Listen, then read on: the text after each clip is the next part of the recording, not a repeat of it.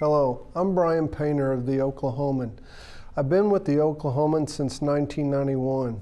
In 1995, I was assigned to covering victims of the Oklahoma City bombing. And for 3 months, that's all I did, and primarily stories about children, whether they were survivors or those who were killed. I remember one morning in 95, just a day or so after the bombing, I was sitting at my desk and the phone rings. And it's a search and rescue group from Idaho. They weren't able to come down and help, as so many did. They weren't able to come, but they wanted to help. They wanted to, contribute in some way. And they wanted to do it in a specific sort of way. They wanted one person. And so we mentioned a young man, actually a child, who had lost his mother. This search and rescue group from Idaho, and I talked to this guy, and I don't think he had ever even been to Oklahoma, but they adopted in a financial way this young man. They raised over $800 for him right away to go into his trust fund, and then they said they were going to make a point to try to continue that until he was out of high school. We saw that in 95. We saw that compassion, that caring in 1999 with the May 3rd tornadoes, and we're seeing it again. Yesterday, I about lost it a couple times, and I'll just give you examples.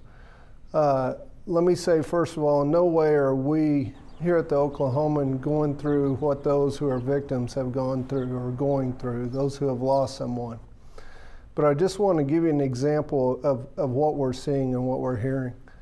I was in a meeting yesterday, and they mentioned that tomorrow we would be receiving pizzas that had been ordered for us, the staff of the Oklahoman, by the staff of the newspaper in Tallahassee, Florida. That really got me, because we've done that for other papers. And we think it's something that we want to do and that we should do. But it really gets you when you're on the receiving end. A little bit later in the afternoon, I received a call from my son, who is coaching baseball this summer in a college league in South Carolina. And he pulled up to a stoplight in Florence, South Carolina yesterday. A car pulled up behind him. And then they come over and pulled beside him, and he had his windows down. They had seen his Oklahoma license plates on his pickup. They asked him if he had any family who was affected, and he said no, that we were all safe. And they said, well, thank God. And then they waved, and they pulled on. We're seeing that in so many forms. We've seen the donations.